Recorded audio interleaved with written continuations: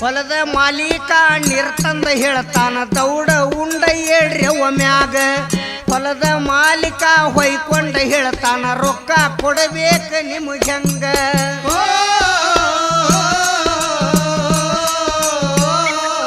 ರೈತನ ಬಾಳೆ ಹೊಲದಾಗ ಎಲ್ಲ ಆಳಿನ ಕೈಯಾಗ ರೈತನ ಬಾಳೆ ಹೊಲದಾಗ ಎಲ್ಲ ಆಳಿನ ಕೈಯಾಗ ದಿನ ಬೆಳಗಾದ್ರ ಕರಿಯಾಕ್ವಾದ್ರ ಇವ್ರ ಕಣ್ಣು ಟೈಮಿನ ಮ್ಯಾಗ